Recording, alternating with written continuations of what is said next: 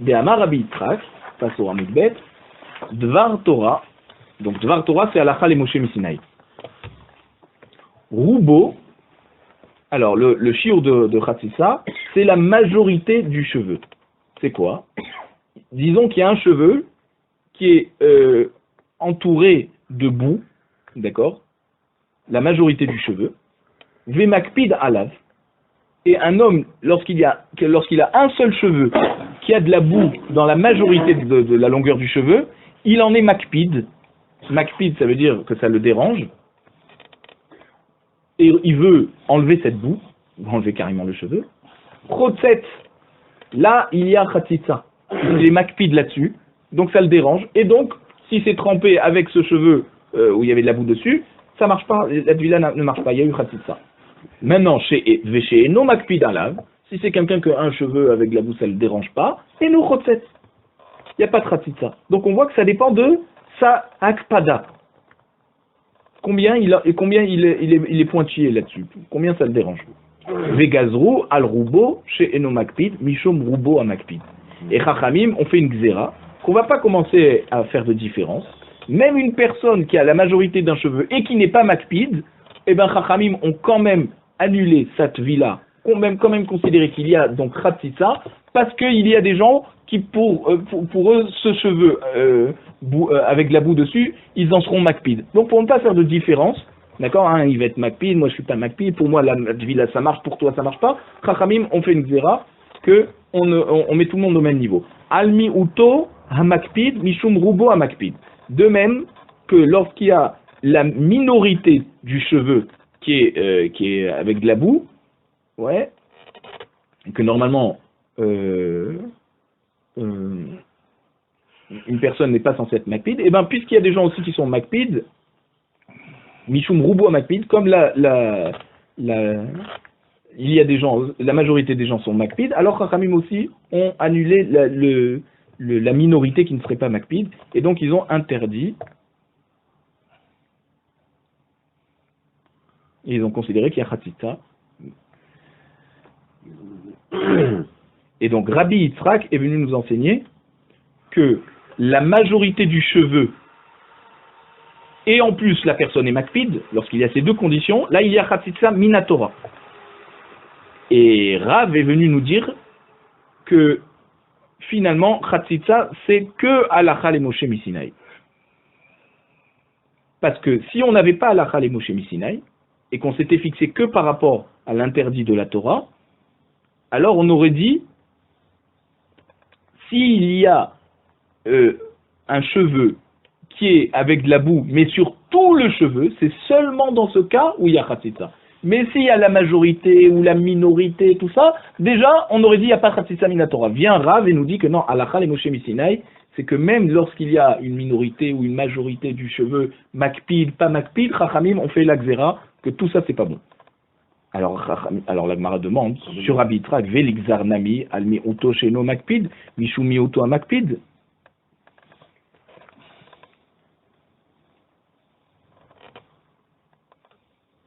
Alors la Gemara demande, on n'a qu'à faire la gzera, si les gens ont dit que Halakha le Moshe Misinaï, qu'on fait toutes ces gzérotes, alors on aurait dû rajouter dans la gzera, lorsqu'il y a une minorité de cheveux avec de la boue, et en plus, il n'est pas makpid.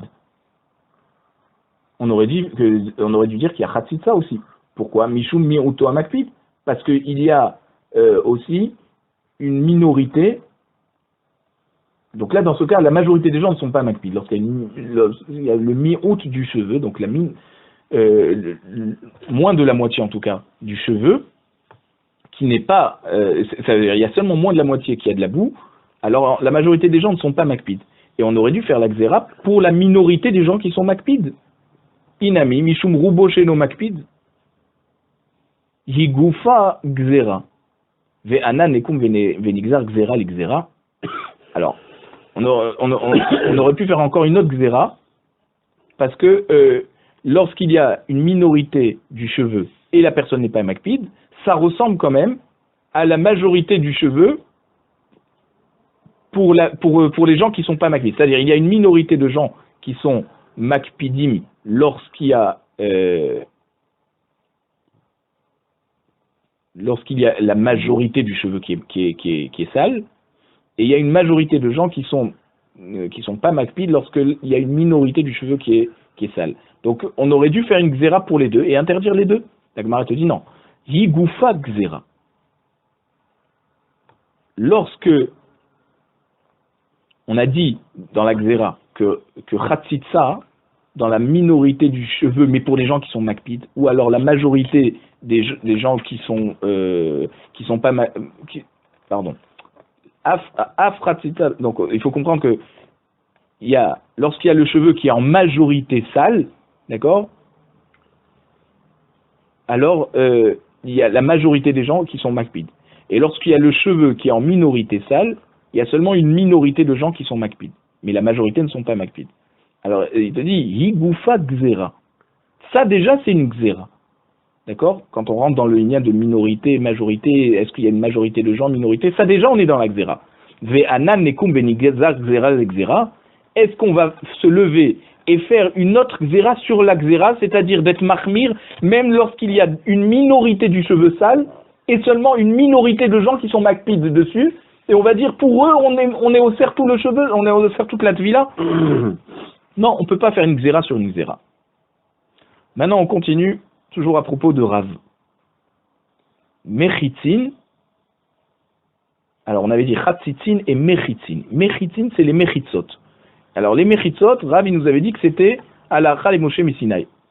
C'est-à-dire Had de Amran. C'est comme on nous a dit plus haut, le Dafé, que le shiur de la Mechitza de Souka, de Asarat Fahim, c'est Alacha les Moshe Misinaï. Il y en a qui avaient voulu apprendre du Mishkan, mais on avait vu que par rapport à Rabbi Yehuda qui disait que les midot des kelim du Mishkan, c'était des amot de 5 tfachim et pas de 6 tfachim, et donc on n'arrivait pas à 10, on arrivait à 8 et demi, et donc c'est pour ça qu'on a dit que finalement c'est Alacha les Moshe Misinaï. Hanicha les Rabbi Yehuda.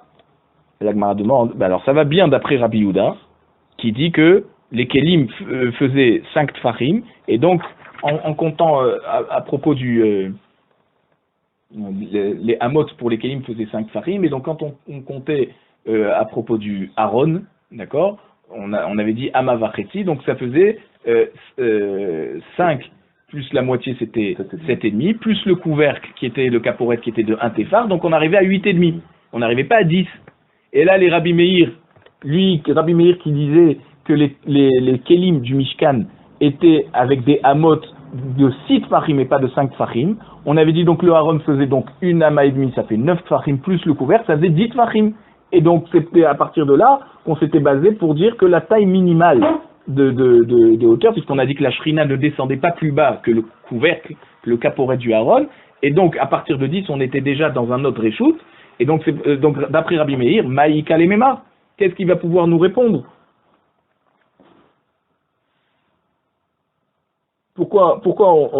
Comment d'après Rav on dirait que les Mechitzot c'est un shiur de Halacha le Moshe Misinaï? Mais non, d'après Rabbi Meir, c'est vraiment Minatora qui atteint Hilcheta. Lorsqu'on vient nous amener la halacha à propos des Mechitzot, les God, à propos du din de God. God ça veut dire extension. D'ailleurs des fois, pour que la Mechitza marche, d'accord, on fait une extension, on la considère qu'elle est plus longue, ou plus haute par exemple, ou plus bas. Donc quand on fait une extension vers le haut, ça s'appelle Goudasik, et quand on fait une extension vers le bas, on dit que c'est Goudachit. Ve Lavoud. Et aussi à propos de, donc Halacha le Moshe Misinaï, à propos du din de Lavoud. Lavoud, on avait dit que s'il y a un trou dans une Mechitza, d'accord, et il manque 3 tfachim, on considère que il manque moins de 3 tfachim, d'accord, le trou est plus petit que 3 tfachim, on considère que la Mechitza va jusqu'au bout et qu'il n'y a même pas de trou. D'accord? Ça c'est. C'était à hauteur ou. À hauteur aussi. Mais God c'est beaucoup plus. On avait dit que si on a 10 tfachim de hauteur et que le srach est beaucoup plus haut, ben on considère que le mur va jusqu'au srach. La voûte c'est 3 tfachim. Il faut que ça fasse moins de 3 tfachim pour considérer que il n'y a pas de halal, il n'y a pas de trou et que c'est bouché. Voilà, quand on a dit que halakha les Moshe Misinaï pour les Mechitsot, c'est vrai que par rapport au shiurim de Dit Fahim, d'après Rabbi Meir, c'est Minatora, le Dit Fahim, puisqu'on apprend du Aaron. Oui. Maintenant, quand Rav il nous dit que les Mechitsot, c'est halakha les Moshe Misinaï, d'accord, et pas Minatora, c'est quoi? C'est pour ce qu'on a appris à propos des Mechitsot, dans le din de God, de Lavoud et de Dofen Akuma. Dofen Akuma, on avait dit, lorsqu'il y avait le srar au milieu du plafond, d'accord, on avait dit s'il y a moins de 4 amotes entre le bout du srar et le mur, et l'arête du mur, on avait considéré que le mur était en équerre, et donc le srar était valable pour toute la pièce, comme si le srar arrivait à l'extrémité du plafond. Ça, c'est halakha Moshe Misinaï. Maintenant, on a dit dans notre Mishnah, Veshe enla shalosh tfanot. D'accord? Si une souka a moins que 3 murs, elle est psoula. Tanoura banan. Chachamim nous enseigne dans une braïta. Chez Taïm keil khatan. Donc, 2, ils doivent avoir le shiur d'après la halakha, c'est-à-dire minimum 7 fachim, sur 7 fachim. Donc, il faut qu'il y ait un angle de 2 murs qui ont chacun 7 fachim. Troisième mur, Veshlishit, le troisième, Afilu Tefar. Chachamim nous dit ça suffit avec un Tefar. D'accord, vous avez le dessin aussi dans le Rashi, qui vous indique que du moment où il y a un Tefar dans le troisième mur, c'est bon. Ça s'appelle qu'il y a 3 murs. Rabbi Shimon Omer, Shalosh Keil Chetan. Il faut 3 murs de 7 fachim chacun, d'accord? Donc en fait, il faut qu'on ait en forme de U.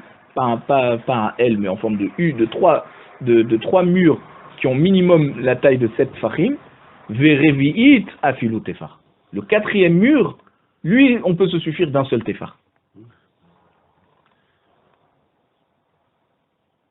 Alors, il y a 4 manières d'expliquer cette marloquette. À propos de la dracha qu'on fait du mot soukot. Il y a un passage qui nous dit soukot teshvu shivat yamim. Donc, dans les soukot, on devra vivre pendant 7 jours. Alors, Bema et Kamifalge. La Gemara nous dit d'abord la première manière d'expliquer cette marloquette. Quelle est leur marloquette?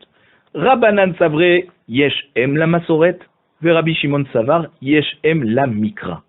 Alors, Chachamim pense que l'essentiel des drachot qu'on fait à partir des psukim de la Torah, c'est d'expliquer le pasouk tel qu'il est écrit, et pas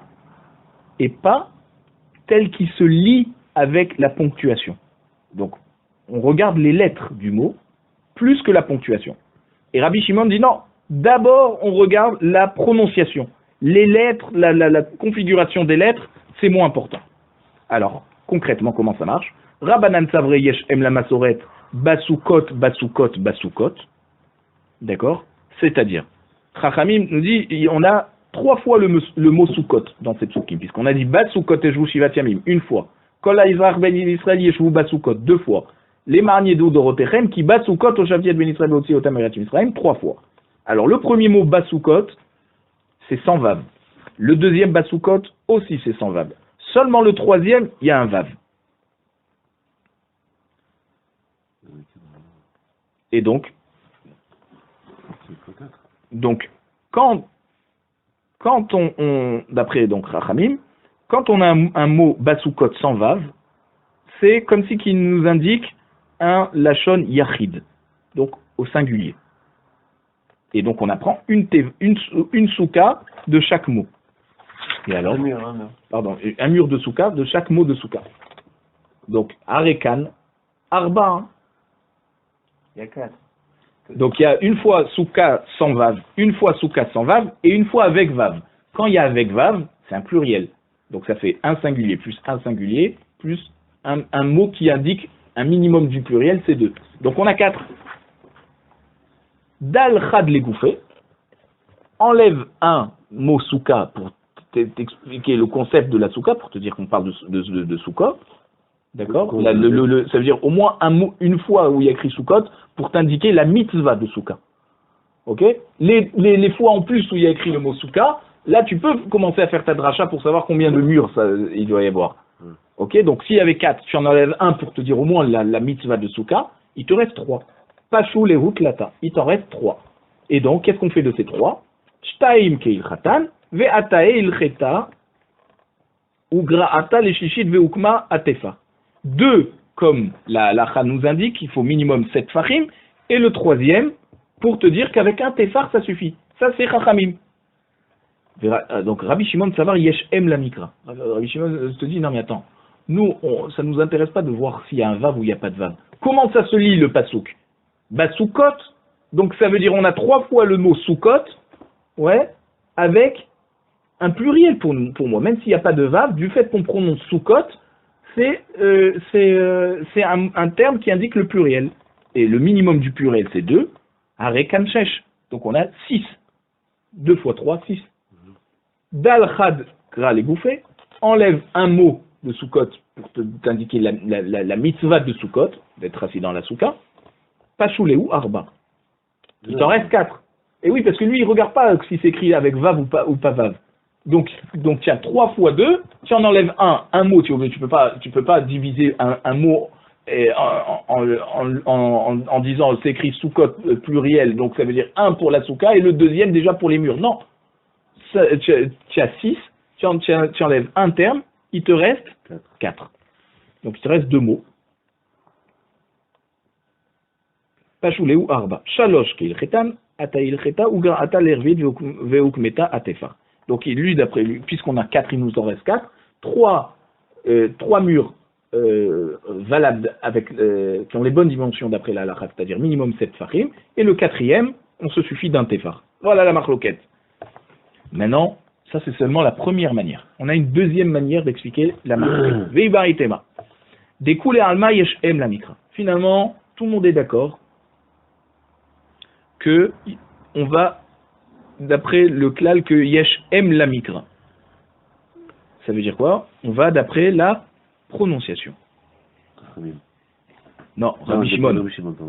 D'accord? Ce même Chachamim serait d'accord avec Rabbi Shimon. Et donc, il nous du fait qu'il y a écrit 3 fois le mot soukot qui se lit soukot, même s'il n'y a pas de vav, on considère qu'il y a 6 fois. Veacha, beaka mifalge. Et donc, alors, comment on arrive à cette marloquette? Voilà la marloquette. Mar savar sechacha ba'yakra.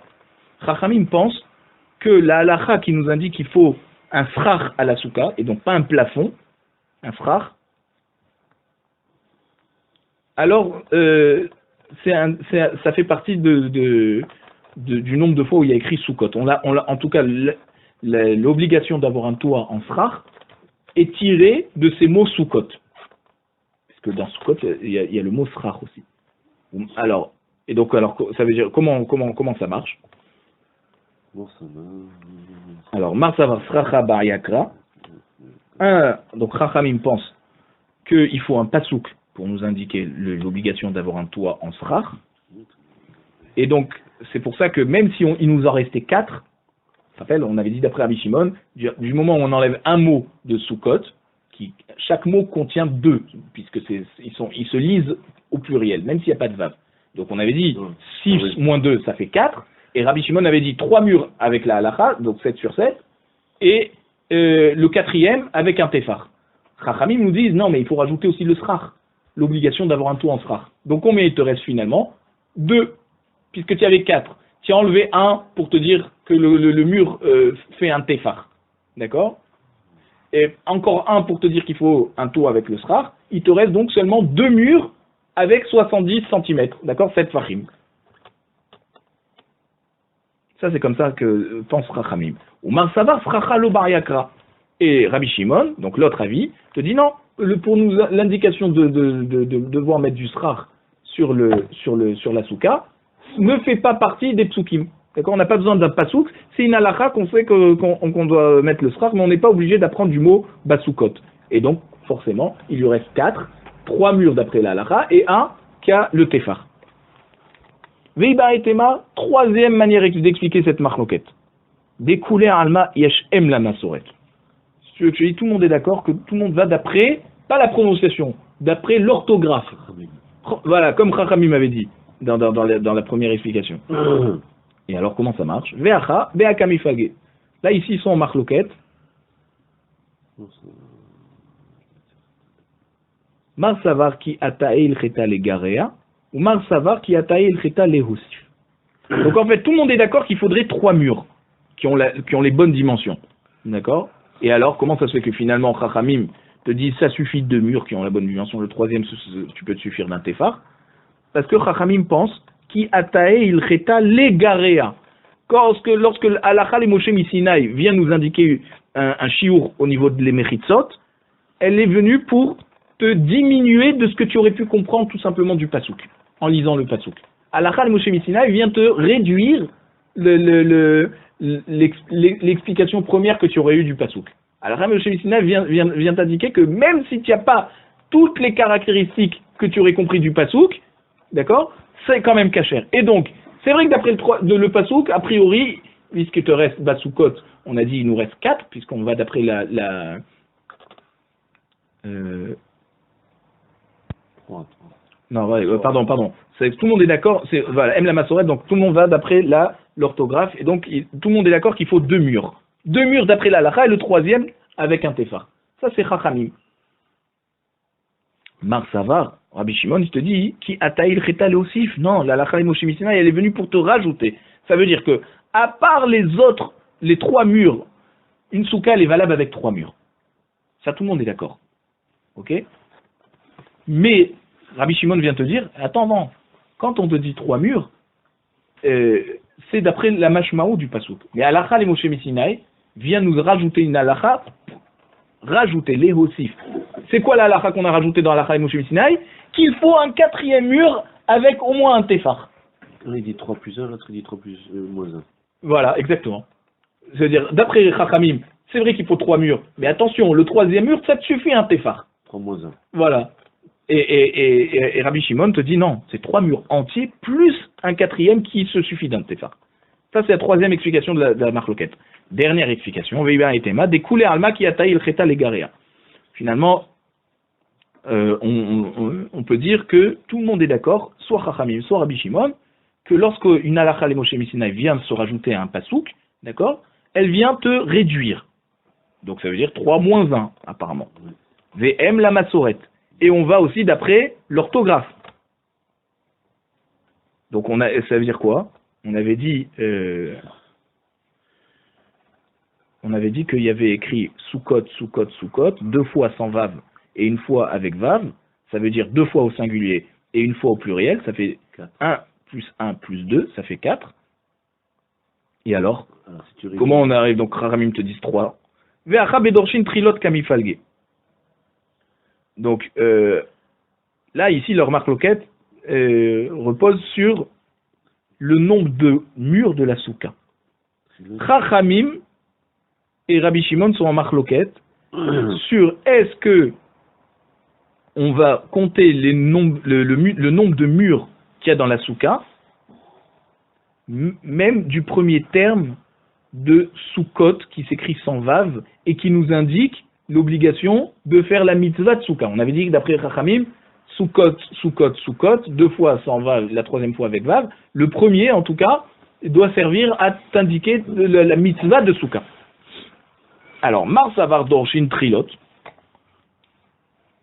Alors, Mar Savar ici, c'est Rabbi Shimon, le premier, qui te dit Dorshin Trilot.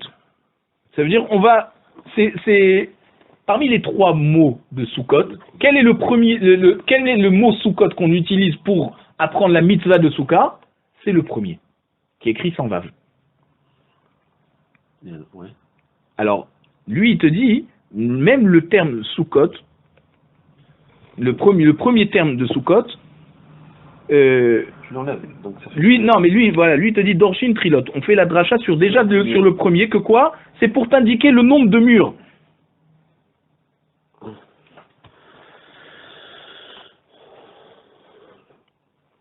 On est dans le cas où il baisse, hein. Moshe Misinaï, elle baisse le nombre. Hein. Ouais, on baisse le nombre. 3 moins 1.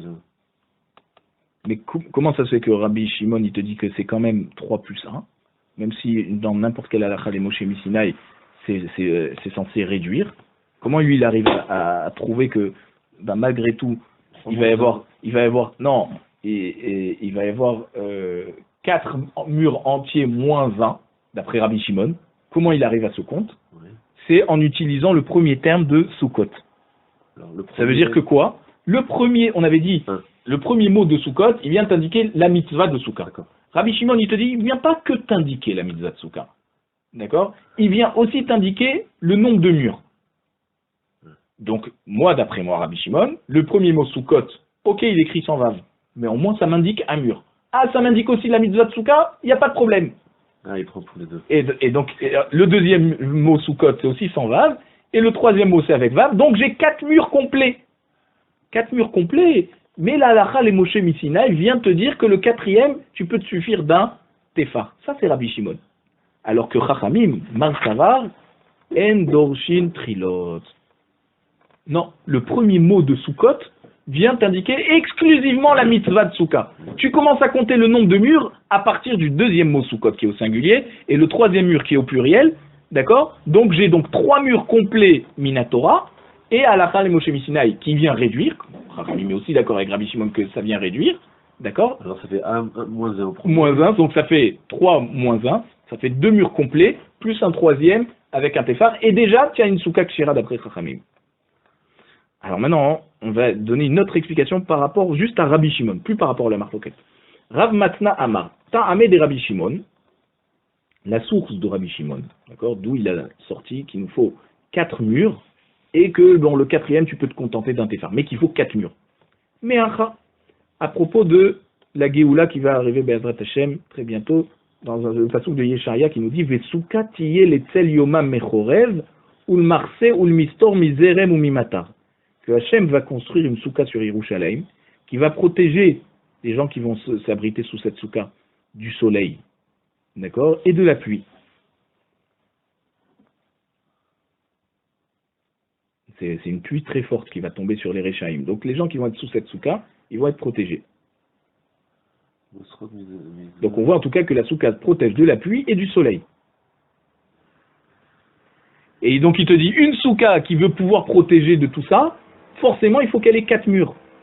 Parce que si elle a que 3 côtés, alors elle ne va pas protéger de la pluie. Elle va protéger du soleil, parce qu'on a dit c'est le srar qui protège du soleil.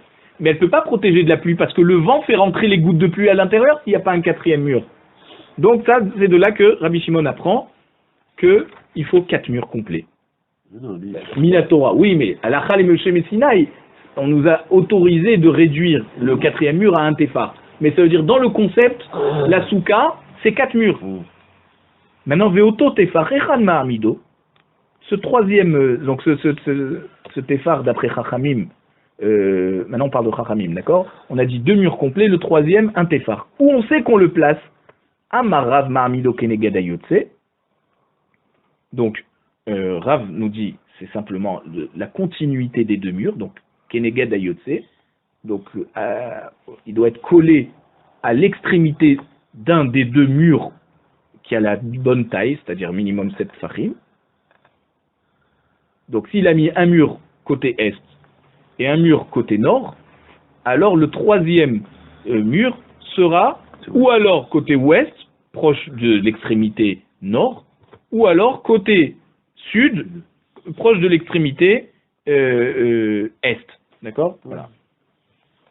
Maintenant, Amrele Rav Kahana ve Rav Asi les Rav. Rav Kahana et Rav Asi ont demandé à Rav. Ve amidenu keneged rosh tor. Peut-être qu'il faut le mettre en diagonale, d'accord? Laisser un vide sur les 2 côtés, d'accord? Et à l'angle qui devait être vide finalement, c'est à cet endroit-là où on met un 3e mur qui fait un tefar. Chatik Rav. Rav, il n'arrivait pas à répondre.